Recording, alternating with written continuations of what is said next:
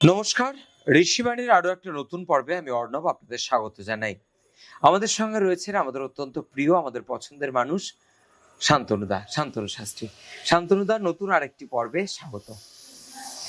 শান্তনুদা, আজকে আমরা যে রাশিটি নিয়ে আলোচনা করব তা হলো মিথুন রাশি। আর এই আলোচনার প্রথমেই মিথুন রাশি সম্পর্কে আপনার কাছ থেকে কিছু একটু জানতে চাইবো। বিষয়টি হলো, মিথুন হচ্ছে আমাদের কালপুরুষের তৃতীয় রাশি। এর অধিপতি তিনি হচ্ছেন বুধ। এর সবচেয়ে বড় সিগনিফিকেন্স হচ্ছে ডুয়ালিটি। শিখবো, এটা শিখছি, সঙ্গে এটাও শিখতে হবে।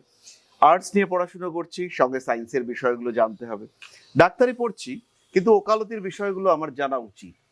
মিথুনের এই বিভিন্ন বিষয়ে আগ্রহ, এটা অন্যদের থেকে তাকে সম্পূর্ণ আলাদা করে তোলে। মিথুন রাশি, মিথুন লগ্নের মানুষ, তারা সত্যিই ডিফারেন্ট অন্যদের থেকে। এবং তাদের এই যে শিখন প্রবণতা, আমরা শিখবো, আরো শিখবো, আরো শিখবো, আরো জানবো, এটা জেনেছি তাতে স্যাটিসফ্যাকশন নেই, ওটাও জানতে হবে, সেটাও জানতে হবে। এই যে বিভিন্ন বিষয় সম্পর্কে জানার তীব্র আগ্রহ, এটা মিথুনের ক্ষেত্রে দেখতে পাওয়া যায়। এবং এটাই কিন্তু মিথুনকে অন্যদের থেকে টোটালি ডিফারেন্ট করে তোলে। আর এটাই মিথুনের গুণাবলী। আমরা যেহেতু আমাদের আজকের আলোচনা মূলত তোমার কথা অনুযায়ী কিছুটা আধ্যাত্মিকতা যুক্ত, তো মিথুন রাশি বা লগ্নের মানুষরা তারা কিন্তু সবসময় ঈশ্বরের অস্তিত্ব এবং কর্ম, এইটাতে এরা বিশ্বাস করে। ভাগ্য অবশ্যই থাকবে, কিন্তু আমি কর্ম করব না, শুধুমাত্র আমার ভাগ্য আমার জীবনকে আলাদা একটা মাত্রায় নিয়ে যাবে, এটা কিন্তু মিথুন বিশ্বাস করে না। মিথুন ভাগ্য এবং কর্ম, এই যে দ্বিমুখিতা, যে আমার ভাগ্য আমার সাথে আছে, কিন্তু তার সাথে সাথে আমার কর্ম, সেও আমার জীবনকে কন্ট্রোল করবে, এই বিষয়টিকে নিয়ন্ত্রণ করে মিথুন রাশি বা লগ্নের মানুষরা। শান্তনুদা, এরপরই যেটা জিজ্ঞেস করব, মিথুন রাশির মানুষের সবচেয়ে বড় আধ্যাত্মিক শক্তি কি? মিথুন রাশি বা লগ্নের মানুষ তারা অটোমেটিক্যালি আধ্যাত্মিক, এবং এই আত্মজ্ঞান, আধ্যাত্মিকতার এই রহস্যগুলো উন্মোচনের জন্য তারা সবসময় চেষ্টা করে নিজের মধ্যে অনুসন্ধান করবার। আমার মধ্যেই আমার ঈশ্বরের অস্তিত্ব রয়েছে এবং আমি পারবো। আমি বিভিন্নভাবে, যদি প্রথম পরিকল্পনা বাস্তবায়িত না হয়, দ্বিতীয় পরিকল্পনা, সবসময় মিথুনের কাছে কিন্তু একটা প্ল্যান বি অটোমেটিক্যালি রেডি থাকে। আর যারা মিথুন রাশি বা লগ্নের মানুষ, তারা লক্ষ্য করলেই বুঝতে পারবেন যে এই প্ল্যান বিটা ইউনিভার্স তাদের জন্য রেডি করে রাখেন, যে কিছু না কিছু একটা মিথুন করছে। এই পথে হচ্ছে না, যাওয়া যাচ্ছে না, মিথুন কিন্তু আরেকটা পথ জানেন। এই পথে ব্রিজ হচ্ছে বা কোনো একটা গর্ত করা রয়েছে, মিথুনের কাছে আরেকটা পথের অপশন রয়েছে। আর এই অপশন, এটাই মিথুনের আধ্যাত্মিকতার মূল উৎস। মিথুন সবকিছুকে জাজ করতে পছন্দ করেন। প্রচুর প্রশ্ন, এক কথায় মিথুন বিশ্বাস করবেন না। আমি যদি বলি যে এটা মা কালীর মূর্তি, এখানে ঈশ্বরের অস্তিত্ব রয়েছে, মিথুন প্রশ্ন করবেন, অনেক প্রশ্ন। কেন এর মধ্যে মা কালীর মূর্তি কেন থাকবে? কেন এই গাছের মধ্যে মা কালীর মূর্তি থাকবে না? মিথুন রাশি বা লগ্নের মানুষ প্রশ্ন করবেন, এই যে ফুলটা দেবীর কাছে অর্পণ করব, দেবীর কাছে গাছে থাকা ফুলটা আমি কেন অর্পণ করতে পারবো না? মিথুনের যে আধ্যাত্মিকতা, সেটা কিন্তু টোটালি বাস্তববাদী। এবং মিথুন কখনো আধ্যাত্মিকতার জন্য কাউকে হার্ম করতে চায় না। আমি মাকে কেন প্রসাদ দেব? আমি দুটো গরিব লোককে প্রসাদ দেব।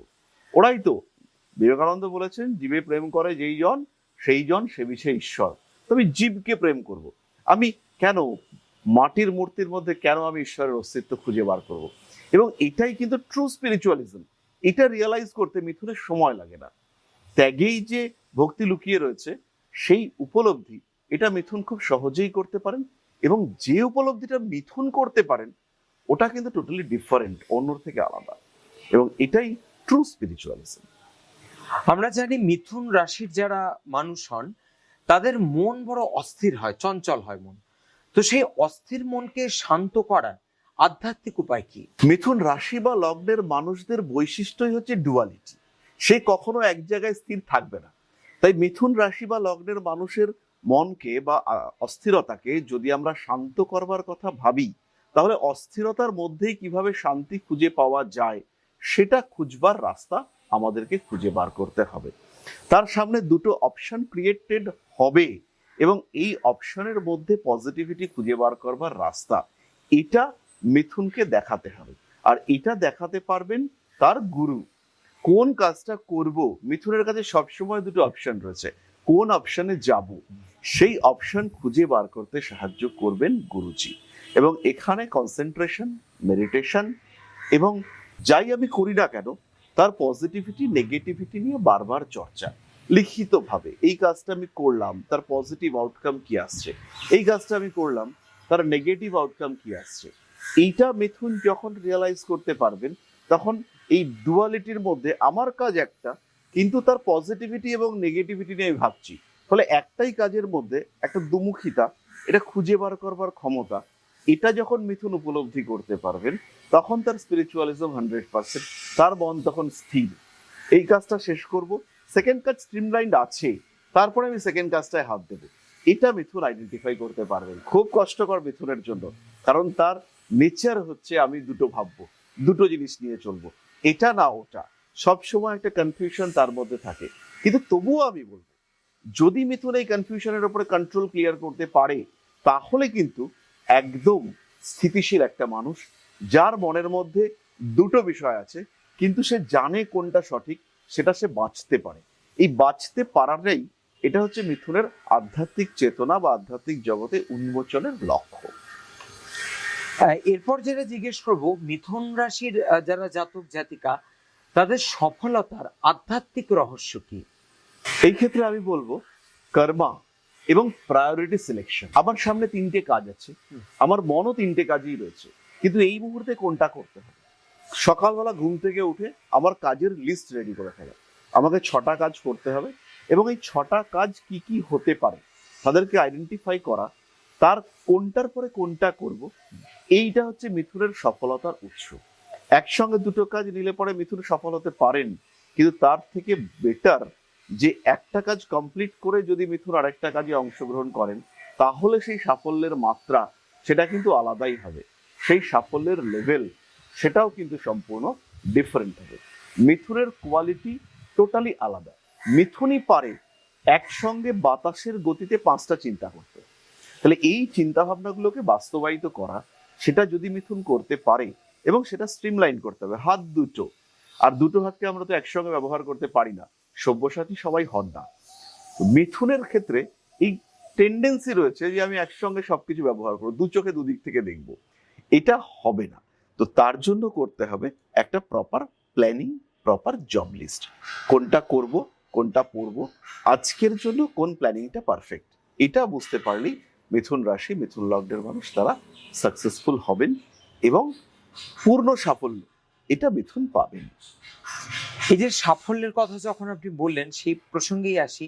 মিথুন রাশির মানুষ কোন আধ্যাত্মিক অভ্যাস করলে তাদের জন্য সেটা জরুরি হবে এবং তারা ধীরে ধীরে সফলতার দিকে এগিয়ে যেতে পারবেন?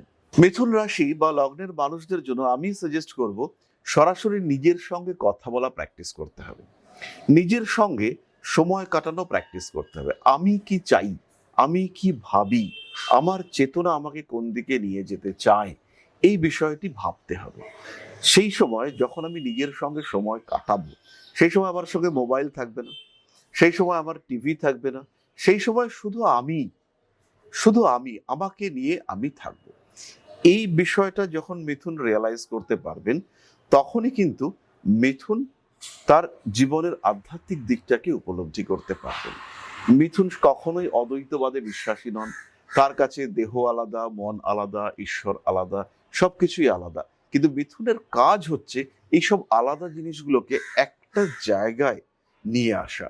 একটা জায়গায় যখন সে কেন্দ্রীভূত করতে পারবে, তখন কিন্তু মিথুনকে আর নিজের মনঃসংযোগ, আধ্যাত্ম, মেডিটেশন, এই বিষয়গুলোকে নিয়ে আর ভাবতে হবে না। তখন মিথুনই সবচেয়ে বড় আধ্যাত্মিক মানুষ, মিথুনই সবচেয়ে বেশি সময় ধরে মেডিটেশন করতে পারেন। মিথুন রাশি, মিথুন লগ্নের মানুষকে দেখে প্রত্যেকটা মুহূর্তে শেখার বিষয় রয়েছে। মেষ রাশিতে যে আনকন্ট্রোলড এনার্জি আমরা পেয়েছি, বৃষ রাশিতে সেই এনার্জিকে স্থির করবার প্রচেষ্টা আমরা পেয়েছি, আর মিথুনে সেই প্রচেষ্টার সম্পূর্ণ বাস্তবায়ন, যেখানে কন্ট্রোল এবং আনকন্ট্রোলড এর মধ্যে একটা সিমুলেশন রয়েছে, এর মধ্যে একটা সন্তুলন রয়েছে, সেই অবস্থাটাকেই আমরা উপলব্ধি করতে পারবো মিথুন রাশিতে এসে। তাই মিথুন রাশি সে কিন্তু চেষ্টা করলেই পারবে নিজেকে সম্পূর্ণ নিয়ন্ত্রিত করতে, আর এটাই তার আধ্যাত্মিক সাফল্যের উদ্দেশ্য, এবং আধ্যাত্মিক ব্যাকআপ সাপোর্ট সেটা সে এইভাবেই নিজেকে দিতে পারে। অনেক ধন্যবাদ শান্তনুদা। আজকের পর্বে আমরা মিথুন রাশি নিয়ে আলোচনা করলাম। পরবর্তী পর্বে আবারও অন্যান্য রাশি নিয়ে আলোচনা করতে ফিরে আসবো আপনাদের সামনে।